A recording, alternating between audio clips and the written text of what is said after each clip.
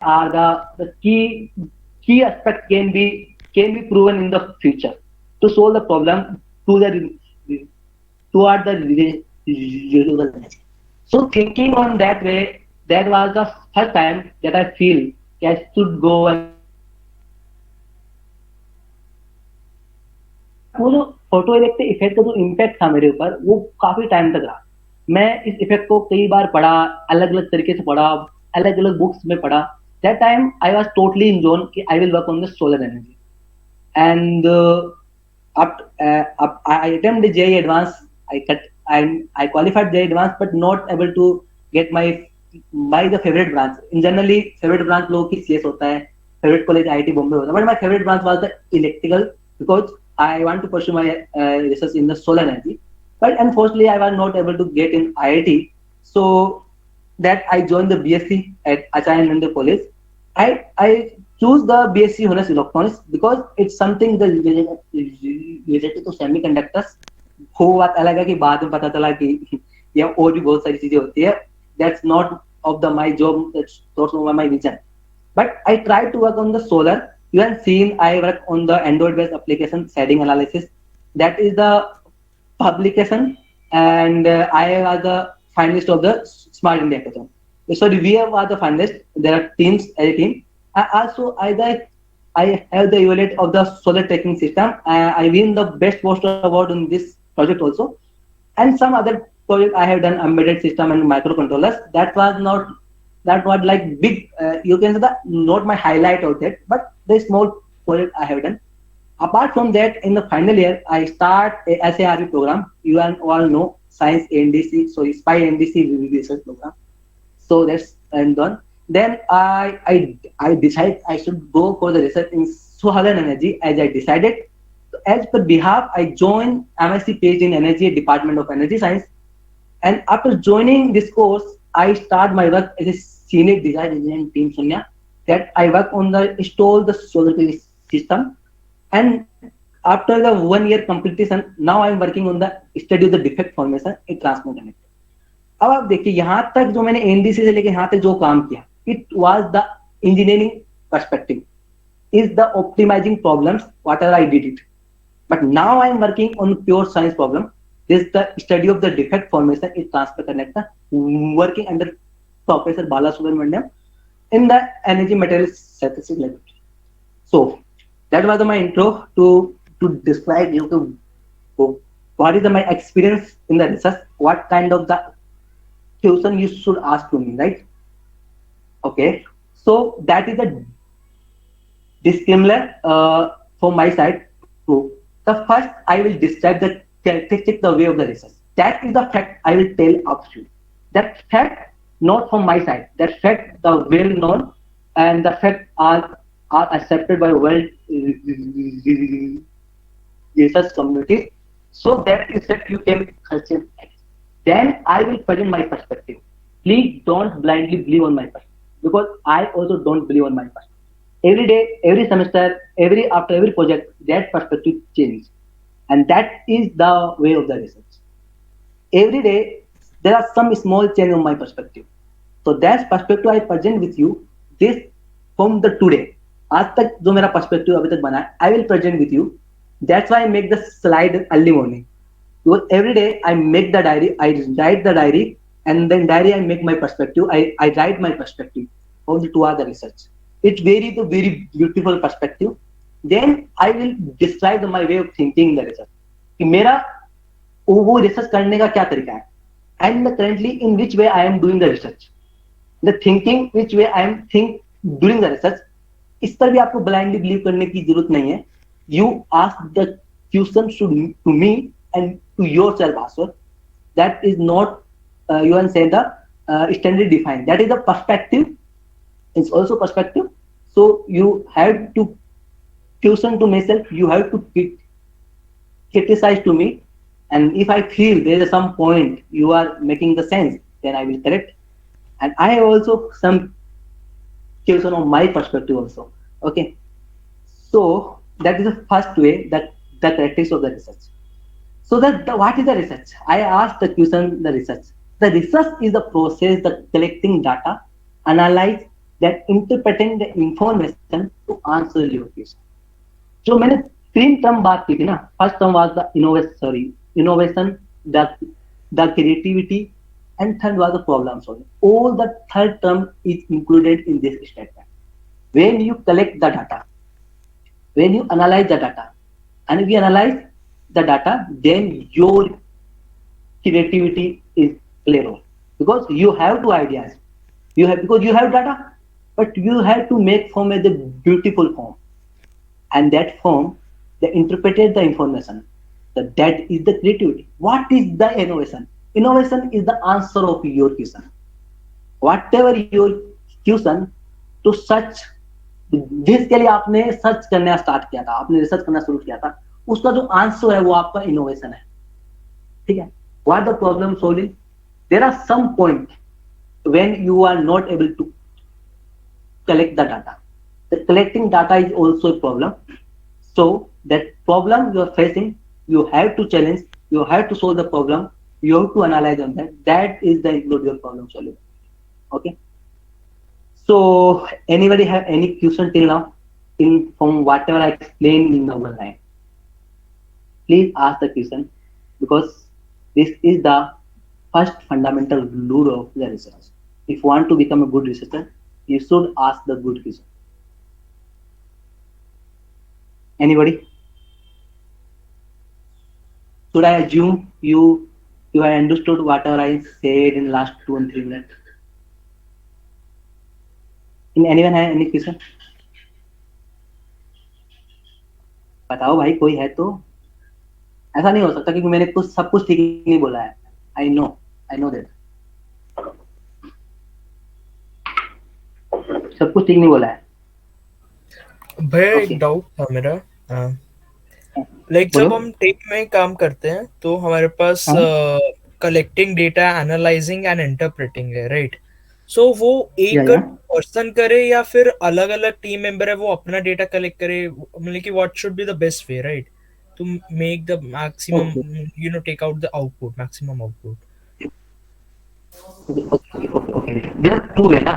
पहला ये होता है कि the best way not that कि एक इंसान करे क्या करे. ठीक है. बेस्ट वे इज दैट कि what is the process you are the use to the collect data. मतलब जो भी आप टेक्निक्स यूज कर रहे हो to collect data, that should be correct. ठीक है. But you have to attempt the multiple attempt, because क्या होता है, कुछ हिडन फैक्ट रहते हैं. साइंस में हमेशा ऐसा होता है, कुछ हिडन फैक्ट रहते हैं जो कि हम कभी कंसिडर नहीं कर पाते, कुछ ना कुछ रह जाता है. तो आपको मल्टीपल टाइम डाटा कलेक्ट करने चाहिए. If you have the it's very smart the air margin with every set of data, then you are seeing the your process of the right. इसमें चाहे 5 करे 10 लोग करे, that does not matter. The process which you are the person to collect data, that is the matter. Understood? जी भैया. Hello. Contact करो if you are not able. I am love that. If you criticize to me, I am happy. Because this is the last. Even I have written 6 fundamental rules. All rigorous, systematic, verifiable, empirical, and critical. So you should be critical. You have to should criticize to yourself. If you want to pursue the research. अगर आप खुद को criticize नहीं करोगे, आपको कोई और criticize करेगा, right? Okay. So the first is the control. What is the mean of the control? Control means the cause and effect relation. ठीक है. मतलब in that after doing the research, you will be know the cause, that the effect of the result. For example, आपको पता करना है कि दिल्ली के अंदर टेम्परेचर क्यों बढ़ रहा है, right? You have to know कि हर साल दिल्ली में इतना डिग्री टेम्परेचर क्यों बढ़ रहा है. What are the factor in design? So you do the research, you check the air quality, you check the any other aspect also, and then you put the research, or you are saying that is the parameter that are the including in the air pollution, that are parameter including that increasing the temperature in Delhi, right? So what the mean of that? You have the control now. You know what the parameter will affect my environment, and I can control on that. So the research is the beautiful thing that make the very good relation, cause and effect, right? This is the mean by control. The second term is the regress. वो जो regret जो मैंने अभी तुझे बताया वो है कि जो तुम प्रोसेस फॉलो कर रहे हो डाटा को कलेक्ट करने में, जो तुम प्रोसेस फॉलो कर रहे हो तुम्हारा रिसर्च करने में, that should be correct. You should be verify. ऐसा नहीं होना चाहिए. जैसे कि मैं तुझे बताता हूँ, मेरे हाथ में क्या है. फॉर एग्जाम्पल ये मेरा माउस है, ठीक है. लेट्स अज्यूम दैट कि ये मेरा एक सोलर सेल का मटेरियल है, ठीक है. And what I want to do, I want to, you are able to see to me, right? You are able to see to me, right? हाँ yes भैया. Hello. Yes, bhaiya. Okay, so there's my mouse, and let's assume this is the my material lesson. Whenever I put the light, that the electron hole pair will be generated and electric signal will be generated, right? Right? So अब इस electric signal को अब मुझे collect करने के लिए क्या करना? I should complete the circuit. I should make the battery also. मुझे एक बैटरी लगाना पड़ेगा, ठीक है. और बैटरी के बाद मुझे पता करना पड़ेगा कितना इलेक्ट्रिक करंट आ रहा है, whatever I am that I am able to make the relation between the optical property and electric property. But मुझे पता होना चाहिए कि मेरा मटेरियल कितना वोल्टेज सह सकता है.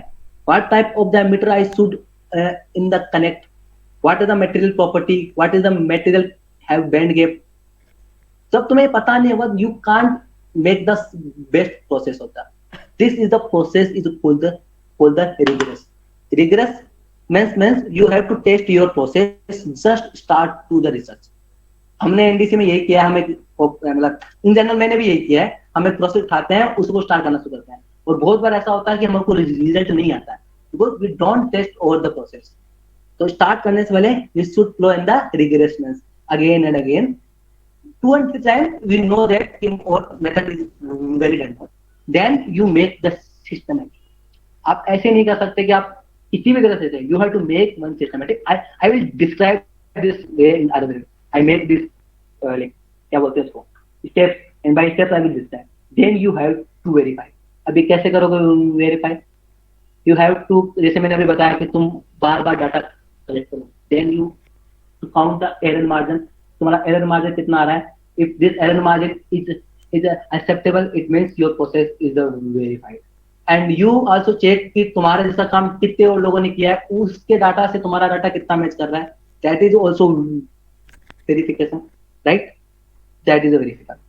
Now the empirical meant there your data should be feasible to the physical world, right?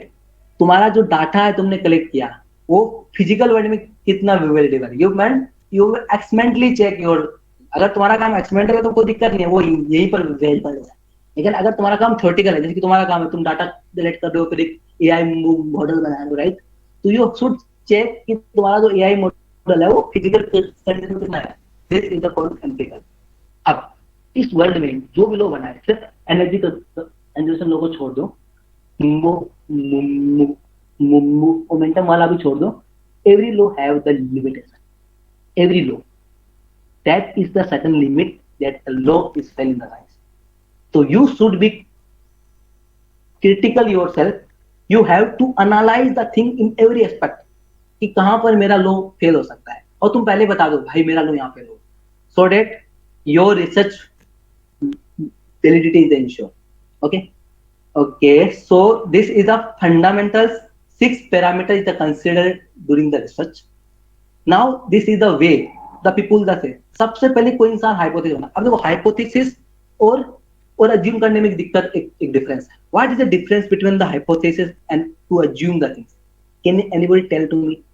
It's very very slightly difference. आप एक हाइपोथेसिस कर रहे हो, आप अब अज्यूम कर रहे हो, क्या डिफरेंस है? If anyone have some interesting answer. मैंने कोई चीज हाइपोथेसिस किया, मैं बोला I am hypothesising that, I am assuming that. What the mean difference between the two sentence? अरे यार कुछ भी तुक्का लगाओ, मैं ये थोड़ा बोल रहा हूँ. मतलब you should think of that. Assume मतलब कुछ भी हम मान के ले चले, एंड हाइपोथेसिस में हम मानते तो है but it should have some facts. मतलब कुछ तो ट्रूथ होना चाहिए. इट्स नॉट दैट कुछ भी हम मान लिए. Not that you are not too close also, but ठीक है, is weird, but no, this is the not hypothesis. assumed is okay, you have assumption because you are the safety, तुम्हें पता है कि कॉम्प्लेक्स प्रॉब्लम हो रहा है, तुम उस प्रॉब्लम को सोल्व नहीं कर पा रहे हो, that you assume some parameter, that is a assumption. Like Anyone? भैया एज्यूम लाइक हम जब चीजों को एज्यूम करते हैं तो then we are not caring about the results, right? लेकिन जब हाँ. हाइपोथेसिस हम कुछ प्रपोज करते हैं तो हम एक लाइक ऑलरेडी एग्जिस्टिंग कंडीशंस होती हैं, उसमें कुछ मॉडिफिकेशन आके हम एक रिजल्ट्स को मतलब कि ट्राई आउट करते हैं, प्रूव आउट करने की। व्हाट आई बिलीव कि इन दोनों में ये डिफरेंस है। Not exact but you are the close, but तुमने एक चीज तुम गलत चले गए, तुम बोलते हैं हम बाद में करते हैं। हाइपोथेसिस रिसर्च के बाद में नहीं बनता है, हाइपोथेसिस रिसर्च के स्टार्टिंग में बनता है। देखो हाइपोथेसिस क्या होता है, हाइपोथेसिस वो नहीं है जो कि तुम अज्यूम कर रहे हो, हाइपोथेसिस वो है जो कि हो रहा है। You have the observe one thing and the many time then you hypothesis. जैसे कि मान लो न्यूटन बाबा पेड़ के नीचे बैठे थे, उन्होंने बार बार देखा कि सेब गिर रही है गिर रही है गिर रही है, देन उन्होंने हाइपोथेसिस किया कि एक कोई फोर्स लग रहा है जो कि नीचे की तरफ। क्या उन्होंने कुछ अज्यूम किया? अज्यूम नहीं किया, उन्होंने ऑब्जर्व किया, उन्होंने देखा ये ऐसा हो रहा है, then you make the statement. अब ये स्टेटमेंट गलत भी हो सकता है क्योंकि तुमने जो ऑब्जर्व किया है उसका एक लिमिटेशन है, ठीक है, उसका एक लिमिटेशन है उस ऑब्जर्वेशन का, तुम्हारी आंखों की भी एक लिमिटेशन है किसी को देखने की, राइट है ना? You have the limitation and the parameter regarding your instrument, your eyes, your sense, your intelligence. That is why you are not absolutely correct, but after the observation you can make the statement. This is the hypothesis. I example तो ऐसा hypothesis क्या है? Thermodynamics के जो law है ना, that are the hypothesis. First for there was the adiabatic जो process है वो एक hypothesis था, उसके बाद उसको प्रूव किया गया एंड उसमें कुछ चेंजमेंट करके उसको adiabatic process का एक रूल बनाया गया, that was the hypothesis. ठीक है, अब हाइपोथेसिस जो छोटे लोग होते हैं ना वो प्रपोज करते हैं, ठीक है, उसके बाद हम उसका एक मॉडल बनाते हैं। अब मॉडल क्या है? हाइपोथेसिस किया कि एक फोर्स लग रहा है, उसके बाद उसका एक मॉडल बनाया, अब इक्वल टू m है, दैट इज द मॉडल, ठीक है। उसके बाद उस जमाने में सिमुलेशन नहीं होता था, हम क्या करते थे, सीधा एक्सपेरिमेंटल वेरिफिकेशन करते थे, लेकिन आज के जमाने में हमारे पास सिमुलेशन है, तो हम इतना पैसा खर्च नहीं करते हैं, पहले सिमुलेशन करते हैं और देखते हैं कि भाई मेरा जो मॉडल है वो कितना काम कर रहा है fundamentally. Simulation is right, then I experimentally check and then I made my inference, I make the conclusion and then मैं देखता हूँ कि जो मेरे कंक्लूजन है उनकी लिमिट क्या है, और अगर मेरा मॉडल एक्सपेरिमेंटली फेल हो जाता है, जो एरर ऑफ मार्जिन ज्यादा हो जाता है, तो मैं रिपीट करता हूँ, मेरा दोबारा से मैं हाइपोथेसिस पे नहीं जाता। हाइपोथेसिस तो बन गया, हाइपोथेसिस में तभी जाता हूँ जब मेरे को ये लगता है हाइपोथेसिस का ही कुछ फंडामेंटल लेवल पे कुछ मुझे गलत दिखता है। हम जनरली जब भी प्रॉब्लम होता है रिसर्च में, अपना जो मॉडल को डिफाइन करते हैं, हाइपोथेसिस को डिफाइन नहीं करते। Hypothesis is the observation which you have the seen, you only change then you know कि यार मैंने तो देखा था वो मेरा भ्रम था। जैसे तुमने किसी को देखा कुछ करते हुए, तुम्हें लगा ये बंदा ये कर रहा है, फिर तुमने लगा यार मैंने दूर से देखा था मुझे गलत लगा था, ये वैसा नहीं कर रहा, देन यू चेक हाइपोथेसिस। अगर तुम इसको पास से देखा है, you will say I have seen this thing, he and she was doing that wrong thing, I am hypothesis on that. अब हो सकता है वो बंदा ठीक गलत चीज के लिए, उसके पीछे बहुत सारे अलग चीजें हो सकता है वो तुम्हें लग रहा हो ऐसा करा बट नहीं कर रहा है, बट तुमने देखा है इसलिए तुमने हाइपोथेसिस किया, ठीक है। This is the thing, interface में लिमिटेशन। अब इन सारी रिसर्च, ये जो रिसर्च एक आदमी नहीं करता है, एक बंदा है जो हाइपोथेसिस बना रहा होगा, दूसरा मॉडल बना रहा होगा, तीसरा एक्सपेरिमेंटल कर रहा होगा, इन्फेरेंस बना रहा होगा, फिर पर एक बंदा मेरा जैसा आएगा जो लिमिटेशन निकालता हूँ। मेरा काम यही है, मेरा रिसर्च है, मैं लिमिटेशन निकालता हूँ, ठीक है। तो ये सारा काम किया जाता है, ये दिस इज द स्टेप्स। मैंने बोला था ना systematic, systematic, that is the systematic followed in the world for the research, right. उसके बाद मेरे को क्या मिलता है, कोई भी रिसर्च करने के बाद मेरे पास क्या चीजें मिलती है, मेरे पास कुछ सॉल्यूशन मिल सकता है, हो सकता है कुछ प्रॉब्लम हो इस वर्ल्ड में जिसका सॉल्यूशन मेरे को मिल सकता है एक रिसर्च करने के बाद, ठीक है। मेरे को एक कॉन्सेप्ट मिल सकता है, ठीक है। कॉन्सेप्ट मतलब क्या, कोज और इफेक्ट के बीच में रिलेशन मिल सकता है। मैं कह सकता हूँ अगर मैंने इतना डिग्री, अगर मैंने एक CO2 एमिशन किया तो मेरे दिल्ली का इतना टेम्परेचर बढ़ेगा। That is the I make the concept, I make the some the relation. I will control my CO2 emission in the Delhi so that I can control the air quality and temperature of the Delhi, right? And then I have the collection of information. Sometime I have the collection. जैसे तुम जैसे किसी कभी तुमने सुना होगा ना कि इंडिया में इतने % लोग हैं जिनको कैंसर है, इतने % लोगों को टीबी है, कैसे पता चलता है? That is the collection of information. वो रिसर्च करते हैं, वो सर्वे करते हैं, वो फिर इफेक्ट बनाते हैं। So this is there are 3 output of the research, right? I think अब यहाँ तक किसी को डाउट हो तो बताओ, उसके बाद मैं भागने वाला हूँ फटाफट। यहाँ तक कोई डाउट हो तो बताओ, क्योंकि ये सब फैक्ट था। अब जो है वो मेरी कहानी है, अब जो बताऊंगा वो मेरी कहानी है, वो मेरा रिसर्च है, जो मैं तुम दिखाने की कोशिश करूंगा how I look the research. If anybody have doubt, देखो अगर तुम डाउट नहीं पूछोगे मुझे मजा नहीं आएगा, तुम्हें मजा नहीं आएगा।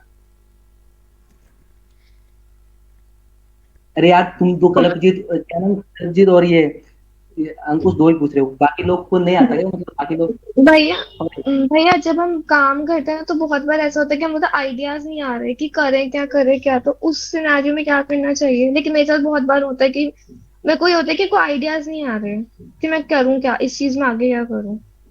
ओके, सो उसका जो सॉल्यूशन मैं तुम्हें बताऊंगा आगे स्लाइड में, ठीक है? I have the solution on that, ठीक है?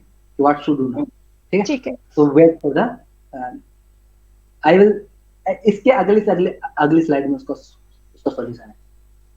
Anybody else? देखो गुड क्वेश्चन यार।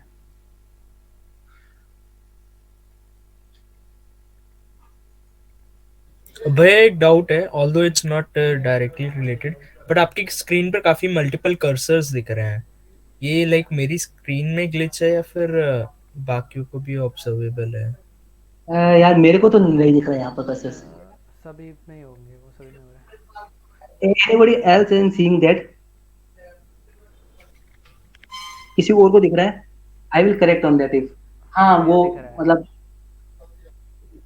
एक यार साथ sorry काफी for सारे that। कर्सर हो रहे हैं, पता नहीं मतलब पूरे स्क्रीन पे कर्सर। काफी सारे कर्सर दिख रहे हैं।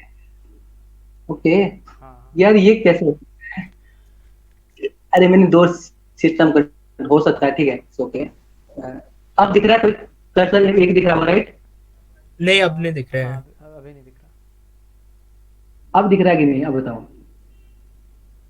नहीं दिख रहा। नहीं दिख रहा। हाँ ठीक है, okay, then I solve the problem. Okay, so this is the type of the research, ठीक है? इस पूरी दुनिया में जितनी भी रिसर्च होती है ना, उस सबको इन 3 टाइप में डिवाइड किया गया है। Application based research, objective based research and inquiry based research. अब इंक्वायरी वाला पहले हम डिस्कस कर लेते हैं, बहुत सिंपल चीज है इसलिए पहले बता रहा हूँ, ठीक है? इंक्वायरी मतलब क्या? जैसे कि तुम किसी मार्केटिंग कंपनी में काम करते हो, ठीक है? तुम्हें पता करना है कि इंस्टाग्राम पर कितने यूजर्स आ रहे हैं, उनको क्या पसंद आ रहा है, राइट? तुम्हें इंक्वायरी करनी है, राइट? या फिर मेरे को इंक्वायरी करना है कि मेरा मटेरियल है उसको सिंथेसिस करने का मिनिमम टेम्परेचर कितना हो सकता है, ठीक है? तो you have the question, very specific question, ठीक है?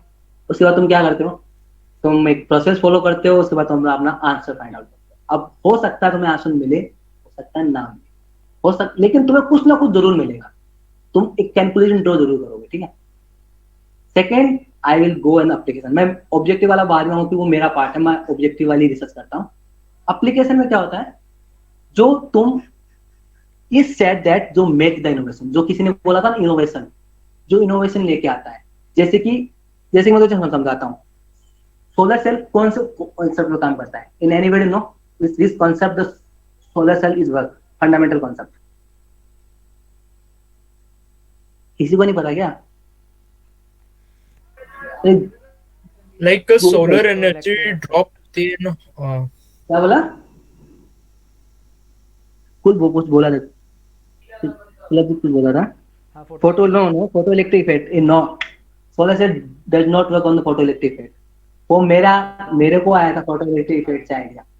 मतलब फोटो इलेक्ट्रिक इफेक्ट काम जो हाँ जो सेमीकंडक्टर मतलब जब सनरेज आती है देन वो इलेक्ट्रॉन्स को एक्साइट करती है and then they move out, the recombination नहीं हो पाती and then they no move in no no no, different direction. You are the, तुम क्या बता रहा है, तुम एक प्रोसेस बता रहा है, हाँ ठीक है, मैं पूछ रहा हूँ उस इफेक्ट का नाम क्या है। तू तो वो इफेक्ट का पूरा बता रहा है कि इफेक्ट होता कैसे है, मैं बताऊँ उसका नाम क्या है। Photovoltaic effect. या एग्जैक्टली, फोटोवोल्टिक इफेक्ट, ठीक है। तो तुमने फोटोवोल्टिक इफेक्ट इफेक्ट की खोज की, you have the discover photovoltaic effect, that is the called the pure science. You have the make concept. अब इस कॉन्सेप्ट का आज तक इतना यूज हो चुका है, that concept is applied, but वो ऐसा नहीं कि उसके बाद अप्लाइड हो गया था। उस इफेक्ट की डिस्कवर होने के काफी सालों बाद वो आज जाके वो अप्लाइड हुआ है, right. Somebody in the discovered the photovoltaic effect. Now we are using this effect to make the solar cell. This is the called the pure research. Application research, you make the application of the research. तुम्हारे पास कोई भी सवाल नहीं कहा सकता, तुमको एक application बनाना था, तुमने सॉरी वो सवाल हो सकता है कि वो आंसर हो सकता है कि सवाल था, but it is also a concept which I can be applied to make my life beautiful and better. Right, this is the theory. Application based research क्या है? एप्लीकेशन बेस्ड, अब मैंने फोटोवोल्टिक इफेक्ट को बताया, आगे बताओ कि अप्लाइड रिसर्च का एग्जांपल क्या हो सकता है। सोलर सेल के अंदर एक एग्जांपल बताओ, if anyone tell to me I will help you on that. थोड़ा कोशिश करो कि फोटोवोल्टिक इफेक्ट से आगे जाके हम उसको अप्लाइड साइंस में कैसे रिसर्च वो कर सकते हैं। मेरे को पता है कि फोटोवोल्टिक इफेक्ट काम करता है, और मेरे को रिसर्च क्या करना है, मेरे को सोलर सेल बनाना है, तो मेरे को एक पता करना है कि मेरा सेल मूव बनेगा कैसे। अटेम्प्ट करो कि क्या कैसे कर सकते हैं, सोचने की कोशिश करो, यू हैव टू थिंक। यार मैं हर बार ऐसे पेट जाता हूँ सुबह में। इस बार तुम तीनों रिप्लाई नहीं दोगे, अंकुश, कलबजीत एंड साक्षी। ये बाकी लोग भाग गए क्या? बोर हो रहा है क्या मेरे से, ये बताओ। नहीं भैया आई विल ओपन द, क्या हुआ? है भैया यहीं पे है। अरे यार बोर हो रहे, लोग भाग रहे हैं। ओके सो ठीक है। सो फॉर एग्जांपल अब मेरे को स्टैक बनाना है, स्टैक समझते हो सोलर सेल का, कि मैंने एक ऑब्जेक्ट लेयर बनाई, एक विंडो लेयर बनाई, ठीक है। तो there is a stack of the, there is a different layer is use. तो मेरे को अब ये पता करना है कि ये स्टैक कैसे बनाना है, कौन सी लेयर कहाँ आनी चाहिए, ठीक है, what the band of the each layer, that is the applied research. जो जैसे मैं उसको रिसर्च को करूंगा मेरा सेल बन जाएगा और मैं इसको अप्लाइड कर सकता हूँ डायरेक्ट। जैसे मेरा सेल बनेगा मैं उसको मैं इंडस्ट्री में मैं भेज सकता हूँ उसको यूज करने के लिए। This is the called applied research. Understood? Understood? हाँ भैया। Okay, then I will go on the objective research. Objective मतलब क्या होता है, मान लो मेरे को यार कहीं पर इंटरेस्ट आया कि मेरे को ये चीज जाननी है यहाँ अंदर क्या हो रहा है। जैसे कि मेरा जो रिसर्च है वो defect formation in transfer conductor, तो I want to know the defect, how is the defect form in transfer conductor, ठीक है, उसकी वजह से कौन कौन सी प्रॉपर्टी चेंज होती है। तो मेरे पास बहुत सारे सवाल है, तो अब मैं क्या करूंगा, मैं एक अपना ऑब्जेक्टिव बनाऊंगा कि भाई मेरे को डिफेक्ट फॉर्मेशन से ये प्रॉपर्टी निकालनी है। तो यहाँ पर कोई स्पेसिफिक सवाल नहीं है, एक स्पेसिफिक इंक्वायरी नहीं है, इस चीज का कोई एप्लीकेशन नहीं है, डायरेक्ट एप्लीकेशन है। एप्लीकेशन होगा बट बहुत बाद में जाके, और इसका डायरेक्ट एप्लीकेशन नहीं, इसका इनडायरेक्ट एप्लीकेशन है, ठीक है। एप्लीकेशन तो हर चीज का है बट इनडायरेक्ट एप्लीकेशन है, that is called the objective. तो मेरा ट्रांसमिट वो कंडक्टर है, मैं बनाऊंगा, उसके बाद उसका एप्लीकेशन क्या हो रहा है, ये देखो, ये सोलर सेल है, यहाँ इलेक्ट्रॉन होल पे जनरेट हो रहा है, रिकम्बाइन हो रहा है, और ये जो ऊपर लगा है वो ट्रांसमिट, वो जो कंडक्टर लगा है, अभी क्यों लगता है, कैसे लगता है, इसका क्या प्रभाव होता है, then I will describe if someone interested to transfer, ठीक है। तो I have seen this the application of the transfer conductor and I am working on the objective on that, not working on the application based research. India में pure application based research होता ही नहीं, it's hard to see to anyone working on the pure application based research. People that work on the applied objective पर बहुत लोग काम करते हैं, इंक्वायरी वाले तो होती रहती है, वो तो आर्ट की फिल्म में आपको हर जगह मिल जाती है इंक्वायरी, ठीक है। This is the my way of the research.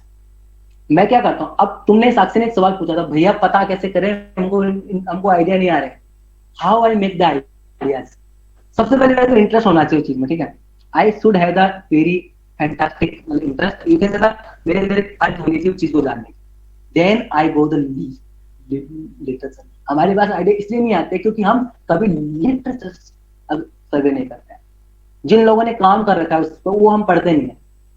I have to understand the fundamental of the problem, fundamental चीजों को समझना पड़ेगा। उसके बाद उन्होंने जो काम किया उनको समझना पड़ेगा, तब तुम्हें समझ में आएगा कि उसमें गेप क्या है। तुम्हारे पास से मोटिवेशन आएगा, या ये काम अभी तक नहीं हुआ, मैं ये कर सकता हूँ, तो एक मोटिवेशन आया कि नहीं आया। अब यहाँ पे तुम्हें इतने सारे गेप मिलेंगे, सारे गेप पे काम नहीं करना है क्योंकि तुम्हारी जिंदगी बहुत छोटी है, 5 साल की पीएचडी बहुत छोटी है। तुम अपना ऑब्जेक्टिव बनाओगे कि इस गेप में से मुझे ये गेप सबसे बढ़िया लग रहा है, इस गेप से बहुत बड़ा ऑब्जेक्टिव बन सकता है, तो मैं इस गेप पे काम करूंगा, ठीक है। And then my objective, then I follow the procedure. I check my procedure, just going on that. Then analyze, interpret the thing. Then I conclude the thing, and I make the. What is my perspective? The research. The research is the process of the creating the beautiful story. If you make the story beautiful story, people like your research. People like your research. That is the thing. And that is the required element for it. Fundamental basis आनी चाहिए आपको। अगर आप research में जाना चाहते हो तभी जाओ जब आपको वाई और हाउ की चुन मची हो। जैसे कि मैं था, मैंने काफी सारी इंजीनियरिंग प्रोजेक्ट पर काम किया था, बट मेरे को हमेशा ये इंटरेस्ट आता था ये अंदर क्या हो रहा होगा, अंदर कैसे चल रहा होगा। मेरे को वाई पर बहुत, हाउ पर बहुत ज्यादा होता था। देन आई फील कि this is thing not for me, I should go for the research field and problem solving mindset. Problem solving mindset अलग होता है। जैसे कि मैं बताता हूँ, अगर आप इंजीनियरिंग फील्ड में जाओगे तो वो पता क्या करेंगे, वो एक मेटेरियल को यूज करेंगे सोलर सेल बनाने के लिए, ठीक है। अब देखेंगे ये काम नहीं कर रहा, उसको फेंक देंगे, दूसरा मेटेरियल यूज करेंगे। साइंटिस्ट ऐसा नहीं करता है। साइंटिस्ट ये चेक करता है कि why is this material is not suitable for the solar cell, then he make the story on the material, उसके बाद वो दूसरे मटेरियल जाता है। तो problem solving mindset is different in the case of the engineering, in the case of the research. Engineering में क्या होता है, आपका माइंडसेट होता है कि to design the process, sorry to design the product. आपको मतलब नहीं होता है कि चीजें क्यों हो रही है, कैसे हो रही है, वो बता देंगे आपको इंजीनियर। बस उसका तो दबाव होगा, बहुत सिंपल दबाव। वो बोलेंगे यार इस पर धूल मिट्टी जम जाते हैं इसलिए हम मटेरियल यूज नहीं कर रहे, धूल मिट्टी के लिए बहुत सेंसिटिव मटेरियल है, ये एयर के लिए बहुत सेंसिटिव है, इसलिए हम मटेरियल यूज नहीं कर रहे। बस ये राय देके वो छोड़ देता है। उनका डीप मीनिंग उन्हें नहीं पता होता है, बट साइंटिस्ट ऐसा नहीं करता है। Scientist solve the problem in the different way, right, and then they execute it. अब देखो, जो इंजीनियरिंग में तुम्हारे पास एक सेम टाइप ऐसे कर देगा। अगर मान लो तुम्हें सॉफ्टवेयर इंजीनियर बनना है तो यू नो आपको बहुत सारे स्किल सेट चाहिए। आपको अपने लैब में काम करना है, जैसे मेरे को चाहिए सिंथेसिस, मेरे को सारी जो मेरे सिंथेसिस चाहिए उसको मैं स्किल सेट लेता हूँ। उसके बाद मेरे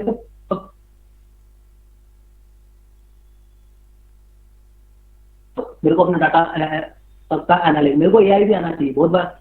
तो रिसर्च में क्या होता है, जब हमें रिक्वायरमेंट होती है हम उससे सीखते और आगे बढ़ते हैं। बट इंजीनियरिंग में क्या होता है, हमारे पास स्किल सेट होता है, उसके बेस पर हम प्रॉब्लम सेट सोल्व करते हैं।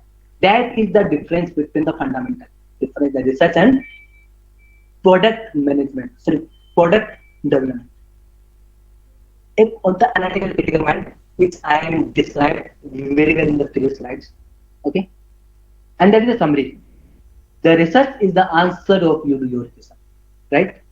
The process to make the research is to make it good research, good story, and why I highlight the fundamental element of the research. Okay, so thank you so much to listening me. मुझे पता है आधे ज्यादा लोग भाग चुके हैं। It's okay, it's not too new to me. मुझे पता था ये होता है, हमारे साथ भी होता था, लोगों के साथ भी हो रहा है और हमेशा होता रहेगा, ठीक है। So if anyone have question now, आप आईआईटी जेएम के भी सवाल पूछ सकते हो मेरे से, इट्स ओके। ओके, अब तो पूछो भाई क्वेश्चन। भैया ये इंक्वायरी वाला जो रिसर्च था और एप्लीकेशन बेस्ड, उन दोनों में डिफरेंस क्या है? हाँ मतलब अगर इंक्वायरी और एप्लीकेशन बेस्ड जो रिसर्च था, दोनों में डिफरेंस क्या है? क्योंकि अगर हम डायरेक्ट ऐसे कोई प्योर टॉपिक तो उठा के बात कर नहीं सकते, हम कहीं कुछ देखेंगे, उसके बारे में जानना चाहेंगे, फिर ही हम आगे बढ़ते हैं। हाँ, तो इंक्वायरी मतलब क्या है? इंक्वायरी मतलब जैसे कि मान ले तुम जो इंक्वायरी वाला जो रिसर्च होता है ना, वो इन जनरली जैसे मार्केटिंग वाले काम में होता है, ठीक है? या फिर मतलब यू कैन से दैट ना, जैसे कि मान ले अब दिल्ली में पॉल्यूशन बहुत बढ़ रहा है, ठीक है? तो हमें पता है कि CO2 एमिशन होता है तो पॉल्यूशन बढ़ता है, बट अब जो इंडियन जो वहाँ का जो मतलब वहाँ के जो चीफ मिनिस्टर है, वो ये जानना चाहते हैं कि कौन से एरिया है जहाँ पर मतलब जो पॉल्यूशन बहुत ज्यादा है, ठीक है? कौन से एरिया है जहाँ पे ज्यादा इफेक्टेड है, जहाँ पर हमें ज्यादा फोकस करना चाहिए, क्योंकि हमारे पास टाइम कम है, तो हमें उन ज्यादा फोकस। वो क्या करेंगे, एक एक एक एक, एक रिसर्च करेंगे, इंक्वायरी करेंगे, से पता करेंगे वो ज्यादा मोस्ट। तो एक क्वेरी एक होता है कि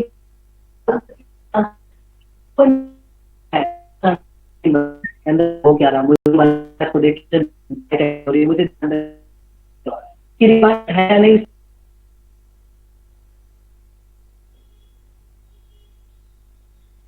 उस सवाल की इंक्वायरी करना, वो इंक्वायरी कब बन जाता है कोई सवाल, जब उस सवाल का आंसर जानना तुम्हारे लिए उस टाइम,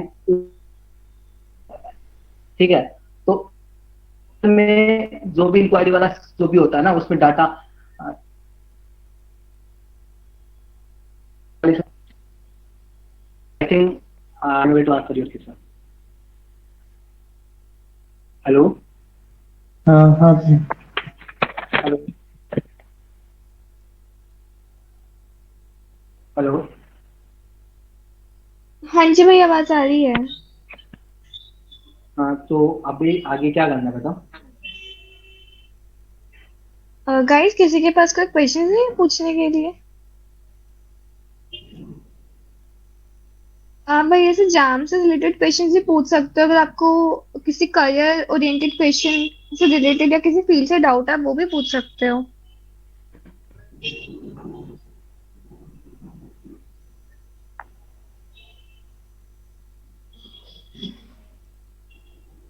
भैया, जैसे आप IIT बॉम्बे में हैं, तो आप वहाँ क्या ट्रेंड ऑब्जर्व करते हैं? लाइक जैसे हमारे कॉलेज में बच्चे रिसर्च भी करते हैं और बहुत बच्चे एग्जाम के लिए भी प्रिपेयर करते हैं, तो वहाँ पर क्या ज्यादातर प्लेसमेंट्स ओरिएंटेड होता है?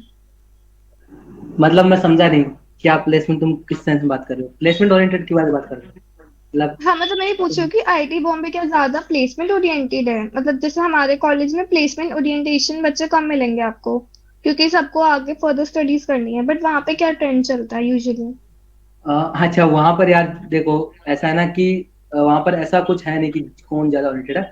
वहां पर ऐसा है कि स्ट्रीम वाइज डिपेंड कर रहा है। जैसे कि अगर तुम एमटेक वाले बच्चों को देखोगे, तो उनका जो सारा जो फोकस रहता है वो पहले स्टूडेंट में रहता है। चाहे कोई भी देख लो, मतलब everybody is like looking for the placement. If you are the most of the people looking for the placement, but if you are the MSc student या फिर जो PhD स्टूडेंट बात करें, वो हमेशा हायर स्टडी के लिए जाते हैं, क्योंकि उन्हें पता है कि उनका जो प्लेसमेंट है वो पहले तो उनकी फील्ड से रिलेटेड नहीं होता है। जैसे कि जो एमएससी जो मैथमेटिक्स वाले बच्चे प्लेसमेंट बैठते हैं, वो मैक्सिमम सारा डाटा साइंस है। मैं यहाँ देख रहा हूँ कि चाहे आप एमएससी फिजिक्स करके आए हो, कर रहे हो, तो कुछ भी कर रहे हो, everybody is going in the data science, data science, data science, data science. तो ये सीन है यहाँ पे। तो प्लेसमेंट सिर्फ जो एमटेक बीटेक के स्टूडेंट है उनमें ज्यादा है रुझान, लेकिन अगर आप कोर साइंस वाले बच्चों से बात करोगे, तो वहाँ पर मैक्सिमम लोग आउट हायर स्टडी ज्यादा प्रेफर करते हैं। एंड भैया, अगर हमको वहाँ किसी प्रोफेसर के अंडर काम वगैरह करना हो, तो उसका कोई प्रोसीजर वगैरह रहता है कि उनको बस डायरेक्ट मेल कर सकते हैं? मतलब किस तरह से काम करना चाहते हो तुम?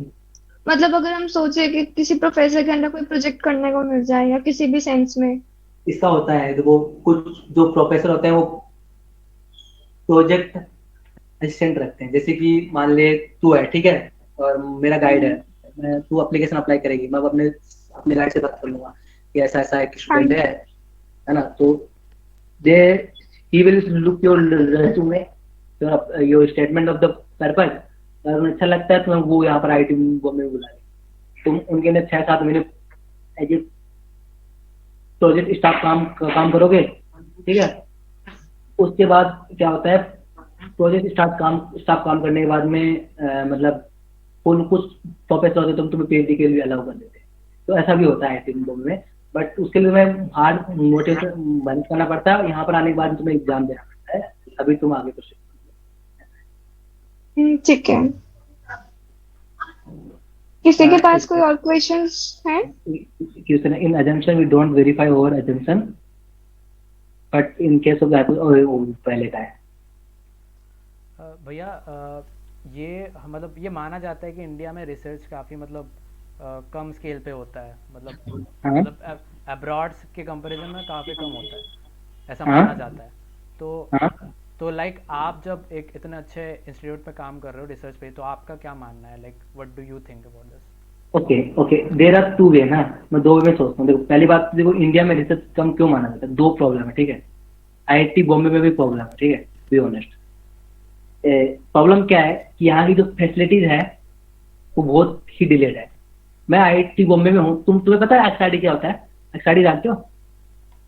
हाँ, एक्सआईडी सुना है? एक्सआईडी पता है ना क्या होता है?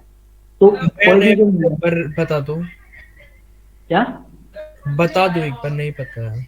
हाँ, तो एक्सआईडी क्या होता है, मान ली तुमने कोई मटेरियल बनाया है, ठीक है, और तुम्हें पता करना है कि वो एग्जैक्टली जो तुमने बनाया वो सेम मटेरियल है कि नहीं। तुम क्या करते हो, उसको एक्सआईडी करते हो, तो उसमें कुछ पीक्स आती है, पीक्स एक्सरे उस पर डालते हो, उसकी कुछ पीक्स आती है, उस पीक से पता करते हो कि ये एग्जैक्ट वो मटेरियल है कि नहीं, है ना। तो मतलब एग्जैक्टली वही चीज होती है, कैरेक्टराइज करते हो, ठीक है। तो हमारे आईआईटी बॉम्बे में 6 से 7 एक्सआईटी, ठीक है, राइट। बट अगर तुम आईआईटी इंदौर जाओगे, अगर तुम आईआईटी छोटी वाली आईआईटी करने, वहां तुम्हें 1 या 2 एक्सआईटी मिलेंगे। तो इतने सारे लोग काम करते हैं, इतने सारे मटेरियल बनते हैं, पूरे इंस्टीट्यूट में 2 ही एक्सआईटी चालू है। सोचो उन विचारों की रिसर्च कितनी देरी चलेगी। मेरा जो मटेरियल है बहुत ही सेंसिटिव मटेरियल है, मतलब मैं अगर आज रात को बनाता हूँ, मुझे कल सुबह उसको टेस्ट करना पड़ेगा, उसे एक्सआईडी करना पड़ेगा, अदरवाइज वो फिर और ही फेज वो बना देता है। तो मेरे को तो एक्सआईडी चाहिए ना यार। इस तरह की जो फैसिलिटीज है वो यहाँ पर बहुत प्रॉब्लमेटिक है, ठीक है। बट अगर तुम अब्रोड जाओगे, वहां पर तुम्हारी लैब के अंदर एक्सआईडी लगा होगा, तुम बनाओ मटेरियल, वहीं एक्सआईडी करो, वहीं का वहीं काम करो, तुम्हारा टाइम बचता है। इसीलिए इंडिया में पीएचडी 5 साल लगता है, 6 साल लगता है, बाहर तुम देखते हो बहुत जल्दी हो जाता है, ठीक है। पहला चीज है। दूसरा चीज क्या है कि इंडिया में क्या है कि दूसरा जो फंडिंग इश्यू, ठीक है। इंडिया में साइंटिस्ट को फंडिंग तभी मिलेगा जब तुम बताओगे कि तुम्हारा बेस, इसलिए इंडिया में एप्लीकेशन बेस्ड धीरे से चलता है, क्योंकि इंडिया में लोग मनी मेकिंग प्रॉपर्टी में काम करते हैं। उनको दिखना चाहिए कि तुमने जो बनाया उससे पैसा आ रहा है कि नहीं आ रहा है। कोई ये नहीं देखेंगे तुम्हारे कॉन्सेप्ट का 5 साल बाद क्या यूज है, ठीक है। तो इसीलिए इंडिया में फंडिंग भी नहीं होती, तो ये बड़ी प्रॉब्लम है। आईआईटी बॉम्बे का बेनिफिट पता है क्या है? आईआईटी बॉम्बे के पास कोलैबोरेशन बहुत ज्यादा है, ठीक है। तो तुम यहाँ पीएचडी कर रहे हो, लेकिन तुम 6 महीने कहीं बाहर जाके काम करके आता, ठीक है। तुम 6 महीने कहीं और जाके काम करके आता, इस तरह से तुम अपना पीएचडी बहुत अच्छा बना सकते हो। आईआईटी दिल्ली, आईआईटी बॉम्बे जो टॉप 4 आईआईटी है, उसका सबसे बड़ा बेनिफिट ये है कि उनकी कोलैबोरेशन बहुत ज्यादा है। ये ओल्ड इंस्टीट्यूट है, तो नए वाले इंस्टीट्यूट है, उनकी कोलैबोरेशन अभी है ही नहीं। ऑब्वियसली बात है ना, वो अभी बने हैं, उनको टाइम लगेगा कोलैबोरेशन में। तो इसीलिए आई विल प्रेफर कि अगर तुम्हें टॉप 7 में से आईआईटी मिल रही है, टॉप 7 मतलब IIT Roorkee, IIT Delhi, IIT Bombay, IIT Kanpur और हैदराबाद भी मान सकते हो, but I will not prefer, और आईआईटी गुवाहाटी, ठीक है। ये 5-7 आईआईटी अगर मिल रही है ऊपर वाली, ठीक है, तो तुम जाओ, कोई दिक्कत नहीं है। टाइम तुम्हारा 5-7 साल लगेगा, क्योंकि फैसिलिटी इंडिया में लिमिटेड है, बट तुम्हारे पास कोलैबोरेशन का फायदा हो, तुम किसी न किसी तरह करके अच्छा काम कर, ठीक है। लेकिन अगर तुम यहाँ नहीं ले पा रहे हो, देन आई विल रिकमेंड कि बाहर जाओ, ठीक है, बाहर जाओ। और मतलब बाहर इन द सेंस, क्योंकि देखो यहाँ दूसरी तीसरी बात होती है, इम्पैक्ट फैक्टर भी नहीं आता। हम जो लोग काम करते हैं यार, ये लोग पता क्या करते हैं, मेरा जो रिसर्च ऑब्जेक्टिव बेस्ड है। अब ऑब्जेक्टिव बेस्ड रिसर्च में कोई कंटेंट नहीं आता है, क्योंकि मैं 4 साल के उसको रिप्लाई दे रहा हूँ, उसमें क्या ही साइटेशन आएगा। इस दुनिया में 4-5 साल के जाओगे कितने लोगों चाहिए? अगर मैं प्योर रिसर्च करता हूँ जहाँ मैं अपना खुद का कॉन्सेप्ट बनाता हूँ, उसके ऊपर साइटेशन आता है, क्योंकि लोग उस कॉन्सेप्ट को यूज करेंगे। राइट? तो अगर मैं एप्लीकेशन पे रिसर्च करता हूँ, एप्लीकेशन इंडिया में सिर्फ बहुत ऊपर लेवल पे होती है वो भी, तो अगर वो अच्छे हो रही है तो उसमें भी बहुत अच्छा साइटेशन आता है। तो इंडिया के पेपर का साइटेशन बहुत कम होता है। इवन इंडियन जो प्रोफेसर होते हैं वो इंडिया के पेपर को कुछ वैल्यू नहीं देते, तो तुम खुद ही वैल्यू नहीं दे रहे हो तो क्या मतलब। तीसरा फायदा होता है बाहर जाने का, कि बाहर से अगर तुम पीएचडी या पोस्ट डॉक करके आते हो तो इंडिया में तुम आसानी से प्रोफेसर बन सकते हो, कहीं पर भी, तुम्हें कहीं पर भी एक्सेप्ट कर लेना आराम से। वहाँ की पीएचडी की पोस्ट डॉक की बहुत वैल्यू होती है इंडिया में, ठीक है। अगर तुमने इंडिया से पीएचडी किया है तुम्हें बाहर पोस्ट डॉक करना ही पड़ेगा, ठीक है। अब मैंने क्यों आईआईटी बॉम्बे चुना, मैं क्यों नहीं बाहर गया, मेरी फैमिली वो रीजन है, ठीक है। अगर मेरे लिए बहुत डिफिकल्ट है तो अभी मैं सोच रहा हूँ कि मैं पीएचडी में 1-2 सेमेस्टर एक्सटेंड के लिए जाऊंगा और पीएचडी खत्म होते तक पोस्ट डॉक मैं बाहर से करूंगा, मतलब तो आगे जाके मेरा हो जाएगा वो कवर। तो ये और बस ये 3 चीजें होती है। और तीसरी चीज ये है कि इंडिया में बहुत कम लोग हैं तो प्योर साइंस माइंड से सोचते हैं, ये याद रखना। हमारे डिपार्टमेंट में मैक्सिमम प्रोफेसर का हिस्सा बनाने में लगे, ठीक है। कुछ मेरे सर है जो प्योर साइंस में काम मतलब सोचते हैं, इसलिए उनकी लेब में इतना पैसा नहीं। इंडिया में प्योर साइंस वालों को पैसा नहीं मिलता। सर हमेशा साइंस की बात करते हैं, साइंस जानना चाहते हैं, बट इसलिए पैसा नहीं मिलता। वो पूछते हैं कि तुमने साइंस निकाला है, इसका क्या एप्लीकेशन। साइंस में ऐसा थोड़ी होता है, तुम कोई एंटरप्रेन्योर थोड़ी हो कि तुम बोलो कि यार ये मैं आइडिया बनाया, तुम कितना पैसा बना रहे हो। साइंस से पैसा थोड़ी बनता है, वो बाहर में जाके बनता है यार। हर कॉन्सेप्ट से पैसा नहीं बन सकता ना। अगर साइंस से पैसा बन रहा है तो फिर क्या ही मतलब, फिर तुम वही कर लो ना, टेक्नोलॉजी डेवलप कर लो ना, क्या मतलब है। तो ये प्रॉब्लम है इंडिया में। बट सबसे बढ़िया फायदा इंडिया में बताता हूँ क्या है। इंडिया का फायदा ये है कि तुम बाहर जाओगे ना, तुम्हारा कल्चर चेंज हो जाएगा, ठीक है। बहुत सारी चीजें तो तुम्हारी चेंज हो जाती है, ठीक है। तो हम लोग परस्यू नहीं कर पाते हैं इंडिया में। इंडिया के जो प्रोफेसर हैं उनका माइंड बहुत ज्यादा साफ होता है इन कम्पेयर टू बाहर के लोग। बाहर के लोगों का काम अच्छा होगा क्योंकि उनके पास फैसिलिटी ज्यादा है, पर इंडियन प्रोफेसर का माइंड सेट, अगर तुम्हें थ्योरेटिकल में काम करना है ना, थ्योरेटिकल चीजों में, जैसे कि तुम्हें ये कौन सा है ये यार टीएफआर में जैसी चीजों में, वहां पर तुम्हें कुछ इंस्ट्रूमेंट देखिए, दिमाग वाले लोग चाहिए, तुम्हारा जो प्रोफेसर के पास दिमाग अच्छा होना चाहिए। तो उसके लिए तुम इंडिया वाले लोगों को देख सकते हो, क्योंकि मैंने देखा है कि यहाँ के लोग आईटी ज्यादा अच्छा है। मैंने बाकी लोगों के प्रोफेसर से बात की है तो वो लोग इतना डीप में नहीं जा पाते हैं जितना हमारे यहाँ प्रोफेसर आते हैं, बट ठीक है, उनके पास फैसिलिटी होती है इसलिए वो अच्छे रिजल्ट निकाल पाते हैं। ये मेरा पॉइंट ऑफ व्यू है। अब इसको एग्जैक्ट मत मानना, क्योंकि कुछ चीजें ऐसी शायद मेरे को नहीं पता है, ठीक है। ये याद है, मैं हमेशा यही बोलता हूँ, जब आपके पास आपको हर चीज नहीं पता है तो मतलब आपको ज्ञान हो गया है। तो यू कांट से कि मैंने जो बोला वो पत्थर की लकीर है। मैंने बोली मुझे पता था यही सवाल है कोई नहीं पूछेगा कि रिसर्च कैसे करना है। हाँ बोलो, दूसरा कोई पूछा तो। भैया आप एक तो अपनी कॉन्टेक्ट डिटेल शेयर, वो वाली जो आपकी स्लाइड थी वो स्क्रीन पे प्रेजेंट कर देंगे। आयुष सिंह यादव का ये कमेंट है। अरे मैं तो स्लाइड ही तुम लोगों को शेयर कर दूंगा, बट ठीक है मैं प्रेजेंट कर रहा हूँ। हाँ प्रेजेंट हो रहा है, मैंने स्क्रीन तो दिख रहा है यार स्लाइड। क्या हो रहा है? हाँ ये मेरे कॉन्टेक्ट है। अगर तुम मेरे से मिलना चाहते हो तो आईटी बॉम्बे आओ, पोस्टल नंबर 500 और 124, ये मेरा रूम नंबर है, ठीक है। सीधा रूम पे आ सकते हो।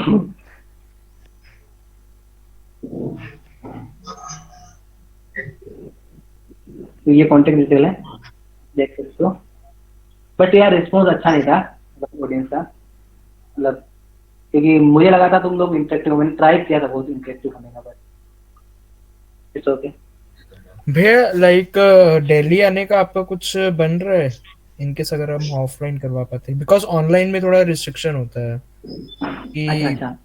हाँ हाँ हाँ मतलब इनकेस दिल्ली अगर आने में अभी तो नहीं बनना है, क्योंकि अभी मेरा काम बहुत पीक पे चल रहा है, ठीक है। तो हाँ जी मतलब मुझे भी दिल्ली आने में मेरे को 4-5 दिन तक छुट्टी चाहिए, समझ रहे हैं? मैं हाँ दिल्ली जी हाँ जी जाऊंगा, एक दिन जाने में, एक दिन आने में, एक दिन तुम्हारे साथ रुको, मतलब एक दिन मेरे को रिलैक्स भी करना होगा। तो हम्म, मई के एंड में नहीं, मई के फर्स्ट वीक में मेरा फाइनल प्रेजेंटेशन है।